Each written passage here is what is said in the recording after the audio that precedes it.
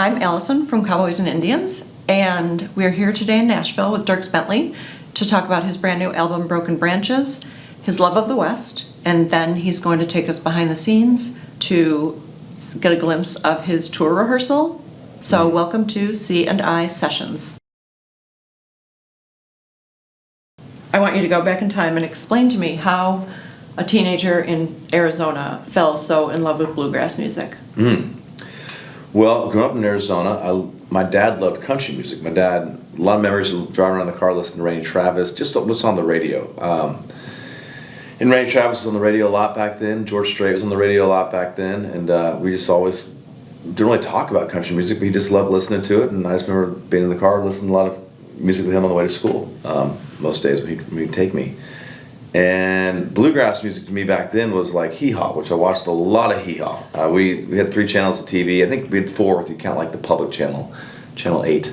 But hee-haw came on, once a week, and we always watched it. So, but to me that was, and I like it. It was fun, but it wasn't like my thing. I was more like, when I started playing the electric guitar at 13, it was all more rock music, Van Halen and whatnot. But I liked country music because my dad liked it, and I didn't mind it.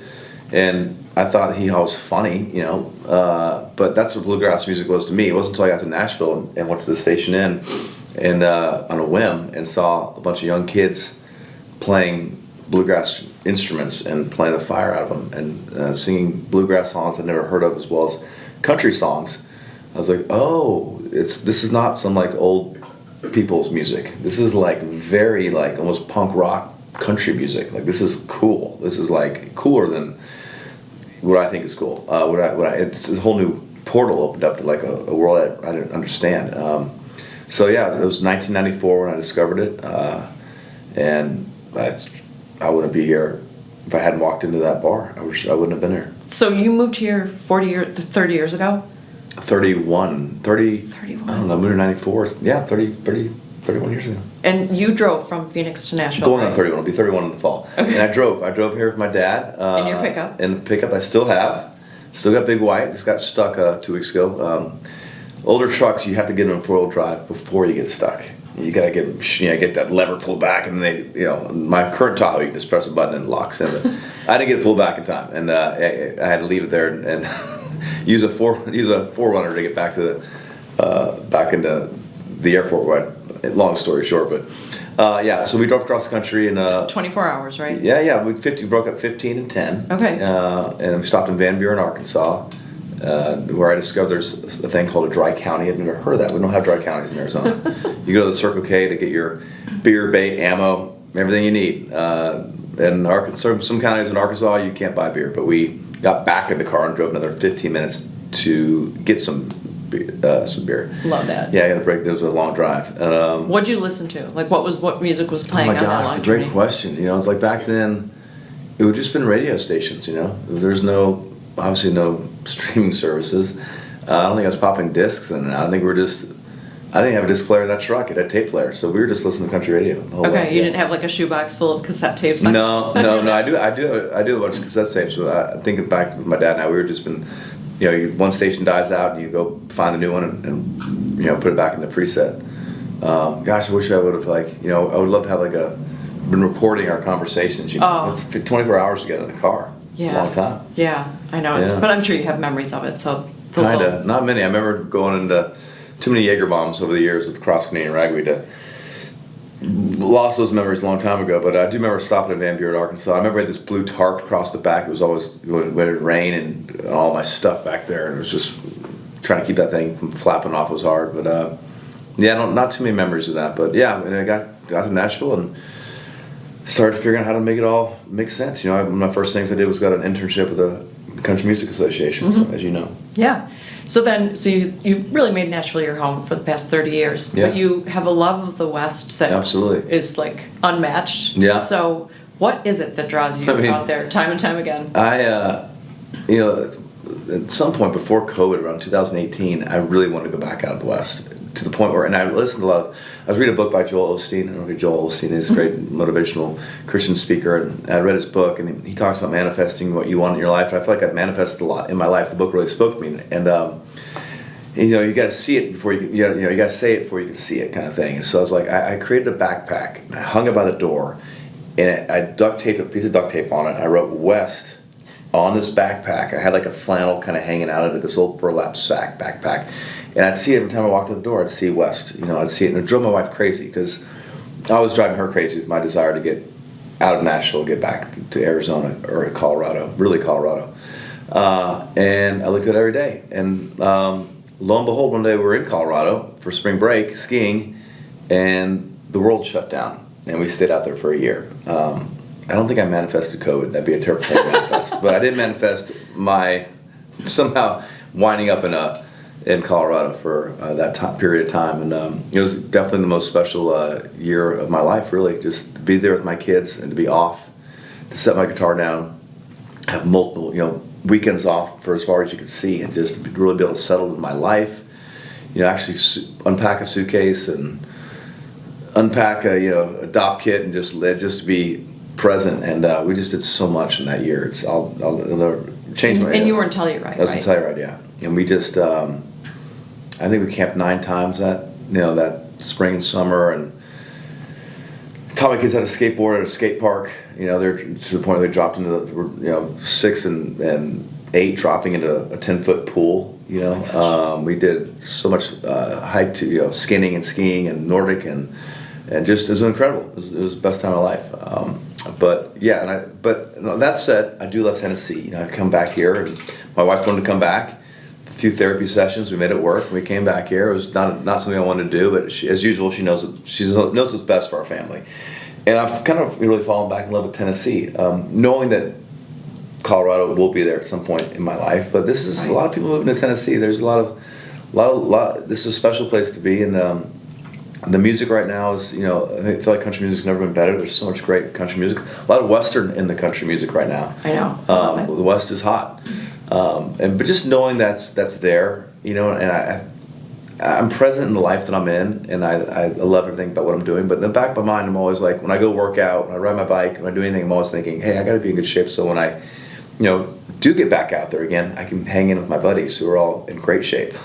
Do you still have the backpack by the door? I don't have the backpack. No, I took the West backpack is down. My wife wouldn't. She would not like that, because I do feel like for years there, I was, I wasn't present as much as I should be. It's not fun being with somebody when you can tell they want to be somewhere else. And yeah. So I think that was not fair to her. Not to say I wasn't like I loved and always loved being with my family, but Tennessee, there's when you're from the West, it just never really gets out of your bones. So, but I will say I'm here. I love Tennessee. I love Nashville. You're present. Look at these trees. It's just unbelievable. What it's such a gift to live in this town. There's so many people from all over the world that would kill to be in Nashville, Tennessee, and I feel lucky to be here. That said, I also feel very lucky knowing that one day down the road I'll be back home. Yeah, and like I don't know about you, because you're younger than me, but I leaned in really hard to 90s cowboy themes. Yeah. Like having nothing to do with my life, like Yeah. Garth Brooks, Rodeo, Yeah. George Strait's I Can Still Make Yeah. Cheyenne, It Toby just Keith connects Should Have Been a everybody, Cowboy. yeah. Did you listen to those kind of cowboy songs? Oh my gosh! I mean, I love Chris Ledoux, and like a lot of people, I got turned on to Chris Ledoux by Garth Brooks. He mentioned Chris Right. Ledoux in a song. I'm like, who's that? I gotta check this out. And you fall way in love with that. It's just the American spirit. No matter where you live in the country, for a lot of us, there's just this Westernism that's just like built in everything you do. This spirit of individuality and just doing it. We just do it our way. You look at the rest of the world and you think about, they look at us and be like, these people, they just do it we're just so rogue. But it's just that Western spirit that's just the idea of going West and, even coming to America and like wanting to have your freedoms and to be an individual and create your own future and do it your way. And that kind of cowboy culture is just, was, those, even back in the 1800s, those people writing the cowboy books and stuff that would make their way to New York City. People in New York love those books because that's who we envision ourselves being, even if we're not living out West.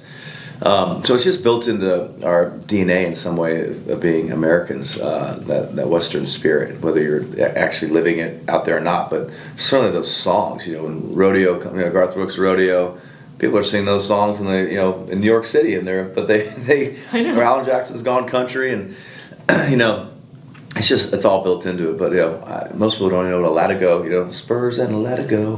I know, and when that song came out, there was no internet, so I didn't know. Yeah, I don't know how to look it people up. they don't know what it is. They're singing it like they own a couple. Singing along. But I feel like, the songs on your new album are not overtly cowboy songs, but they're still so country, and that's really a good thing on your part, to have your 11th album be as country as your debut album in 2003. So 22 years you've been able to maintain this countryness. And that's why the title track is so country. Off the Map, love that hook. I find myself off the map. I love Off the Map. That's definitely that, and Standing in the Sun are songs that really do remind me of being out in I don't know, Sedona, Arizona, or somewhere like Lake Powell, or somewhere just out there in the middle of nowhere, and just the sunrises and sunsets that you find in the West that you can't find anywhere else. Which is what I miss the most of anything, is a sunset. Just don't get them here like you get them out west. But and Off the Map, just this idea of, no matter what I love about Off the Map really is the hook of the song, which is I've written songs about living and being out west and where I go to live, which I feel like mountains are a big part of that, the Western mountains. But Off the Map's got a good hook that you don't have to be, just like we were just talking about. It can be in your mind, Right. Maybe you are there, lucky you. Maybe you're just at home on your couch and you're thinking about, you're taking a break. Maybe you're mentally, out there somewhere, which I find myself doing more so now in a healthy way than really wanting to be there. But there's a lot of songs I feel like I'm always trying to search for something new, and a lot of that comes from the songs. Trying to find great songs that say it in a way that I never could have written it myself. But certainly keeping it country, keeping it kind of bluegrassy, keeping those instruments up front has always been important. Well, and also you chose the best people to collaborate with, so they're country artists. So you've got Miranda Lambert, Riley Green, John Anderson. I know. And I don't know if that was an intentional thing on your part, that you really wanted to stay country and stay loyal to the genre and not have some random. It's true. You got Miranda, who, speaking of, she loves the West. Texas girl, but I think she's gonna die in Arizona. I mean, she just loves Arizona. Last time I saw her and Brandon, her husband, I said little pieces of turquoise kind of popping up in little places. I'm like, okay, you got your Western on. I get it. I like it. But she's always had that. Obviously, she is. Her clothing, her style is so Western. I mean, she's so cowgirl. For her leisure time is to go out in Arizona. She has a place she goes out there and she rides horses and shoots guns. So that's what she does for fun. Some people play golf. She rides horses and shoots guns on the back of them while galloping. So having her, I didn't really thought of that. Riley, I guess I just gravitated towards people that are pretty country, and John Anderson, and certainly, Stephen Wilson Jr., who, what I love about Stephen Wilson Jr. is he is holler country. He is backwoods country. He's not he's so country he didn't even dress country. He's so country he wears Adidas, soccer shoes and a cardigan. I mean, that guy it's like when you're that country, you have nothing to prove. He's such an interesting dude, and it's such a breath of fresh air for me personally as a country fan. Always looking for something that's just doing it in such an authentic way. But I really gravitated towards people that kind of, it's not a conscious choice. When I heard Broken Branches, I thought, I love the song because we're all broken branches. Right. You, me, everyone in this town that's done it, doing it their own way, doing something different from their family, and loves country music. That's the core of this family tree that we've created. These broken branches that we've created our own kind of family tree. I was talking to somebody about Brothers Osborne, how they always have that Friendsgiving, because they don't have any family here. You got to create your own family. All the broken branches come together for Thanksgiving in Nashville, and we just make our own. We're a little odd bunch of misfit family, and I feel like this album has those folks on it. And that song in particular with Riley, and then John. I just had Riley in the studio singing it, and I thought, who can we add on this to kind of give it a little extra something? Is it possible to make this even better than it is? And the first person that came to mind was John Anderson, because he's the original black sheep of the family. And so smart. It turned out really great. Yeah. But so now you've got these 11 songs, and which makes if my girl math is right, you've recorded 134 songs. Jeez. So then I know, and probably some other ones that maybe the world hasn't heard. But you've been at it for 22 years. So when you sit down to do a set list for the Broken Branches tour, how do you take all those songs and maybe some covers? Do you do like half old songs, half new songs? How do you whittle it down? Yeah, when I do meet, not to toss my whiskey in there, but when I'm doing meet and greets right now, like for Row 94, one of the fun things is that I am doing meet and greets again. The shows got so big where it's mostly sponsors, and I do a VIP show for my big outdoor shows, and I see my fans I've known for 20 years down there.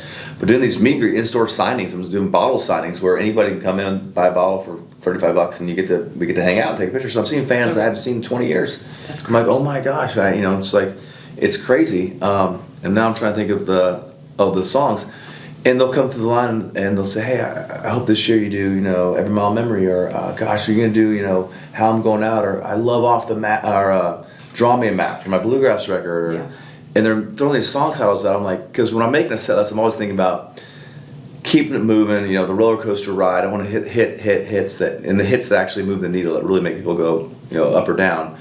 And so some of these other songs, I'm just so thankful they know those songs, and I wish I could do them all too. I tend to keep the set list pretty, kind of on the bigger hits, and find moments for some slower, more, create moments with the slower songs, but not many of them. And so the sad thing is, the hardest part for me is when someone says, oh man, I love, like Heartbreak Drinking Tour. It was off my last record, which I thought about making a single. I didn't.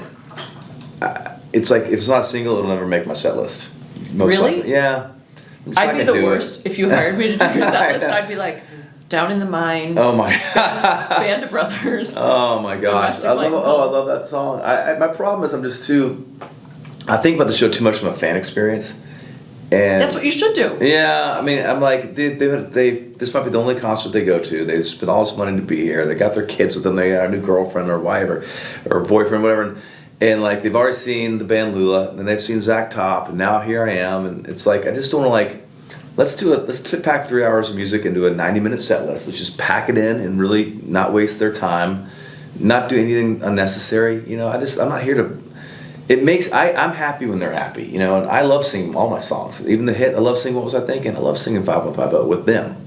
It's not a song I sing by myself at home, but with the crowd, I love those moments. And so I just have too much respect for their time and money to like do a long 3-hour show. Nobody wants that. I was actually going to a hockey game with my son, one of his travel games here in town, hockey tournament, and a dad was coming in, part of the team, and they'd been to a Metallica concert in Nashville. They're dragging, and he goes, I got a question for you. He goes, when a band comes to town, when a band does a tour, are they required to play new music off their new album? And I was like, that's such an interesting question, because we're all in the business, so like, we know how it works. You can do whatever you want, but he didn't know. He didn't know that our business. It'd be like me asking about his business. I have questions. He'd probably go, "That's the dumbest question I've ever heard." But he's like, "Are they required to do new music?" And I'm like, "No, they can do whatever they want." He goes, "Yeah. All right." Well, they did like a 10-minute version of some new song that nobody knew, and all the lights were on for the song. You could tell the whole place was just like. And then he said he went to the bathroom during it, and the line was long, and he told his son, "When the line's long, nobody knows the song." And that's a great little line there to remember. So, I mean, you can do that, but.